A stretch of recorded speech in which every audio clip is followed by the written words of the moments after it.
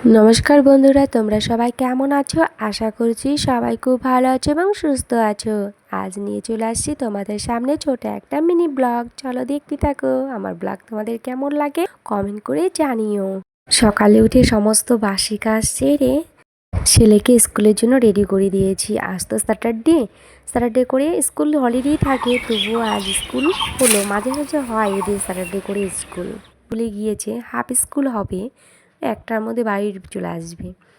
ওকে স্কুলে পাঠিয়ে দিয়ে ভাবলাম আমার কাজ তো সম্পূর্ণ হয়ে গিয়েছে, এখন আমি স্নান করে পুজোটা দিয়ে নিই। আজ তো হনুমান জয়ন্তী আছে, ভাবলাম সকাল সকাল পুজোটা সেরে নিই।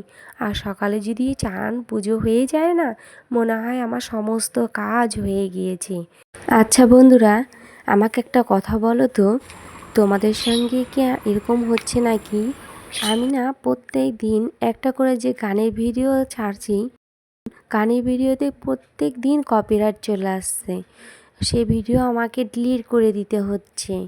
ডিলিট করার পরে আমার রিচ কমে যাচ্ছে, আর ভালো লাগছে না। মাঝে সাঝে তো আমারও ইচ্ছা হয় যে একটু গানের ভিডিও বানাই, আমার বেশ ভালোই লাগে গানের ভিডিও বানাতে, কিন্তু কি করব বলো, গানের ভিডিও বানালেই কপিরাইট চলে আসছে। তোমাদের সঙ্গে কীরকম হচ্ছে নাকি গো? আমাকে একটু কমেন্ট করে জানিও তো। বন্ধুরা, তোমাদের আমি একটা কথা বলছি। অনেকের পরিবারে যখন আমি যাচ্ছি, তোমরা অনেকেই দেখি প্রচুর প্রচুর অন্যের ভিডিও শেয়ার করে রেখেছো নিজের প্রোফাইলে। একটু কমেন্ট করতে যাব, খুঁজেই পাওয়া যায় না। তার নিজস্ব যে কন্টেন্ট, সেটাই খুঁজে পাওয়া খুব মুশকিল। তোমরা এত যে শেয়ার করে রেখেছো, এরপরে যখন তোমরা এই ভিডিওগুলোকে ডিলিট করবে, তখন তো তোমাদের প্রচুর রিচ কমে যাবে।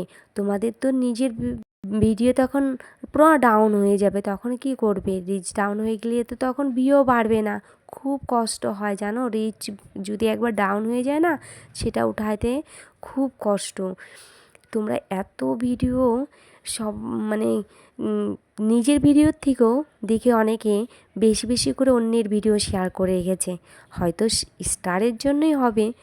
কিন্তু তোমরা দেখো, তোমরা যদি তোমাদের ভিডিওর কোয়ালিটি যদি ভালো হয়, ভিউ বেশি পড়ে, তাহলে তোমাদের তোমাদের স্টারের জন্য অন্যের কাছে চাইতে হবে না। দেখবে তোমাদের ভিডিওতে এমনি স্টার পড়বে। জানো তো বন্ধুরা, আমি যখন প্রথম কাজ শুরু করি, আমিও ওরকম করেছিলাম। একটা স্টারের জন্য খুব ছোটাছুটি করেছি, মানে হয়তো এক দুজনকে বলেওছি। তারপরে আমাকে দিয়ে দিয়েছে একটা দিদিভাই, খুব ভালো ছিল। সেই দিদিভাইটা আমাকে প্রথমেই একটা স্টার দিয়েছিল। ওই দিদিভাই থেকেই আমি বলেছিলাম ফুলের ভালোবাসা দিতে। তারপর আমি আর কারো কাছে এরকম আমি ফুলের ভালোবাসা চাইনি। আমার তো এখন প্রতিদিনই প্রায় বলতে পারো স্টারের ভালোবাসা পড়ছে ভিডিওতে, তোমাদের আশীর্বাদে। আমার ভিডিওটা দেখার জন্য অসংখ্য ধন্যবাদ। টাটা।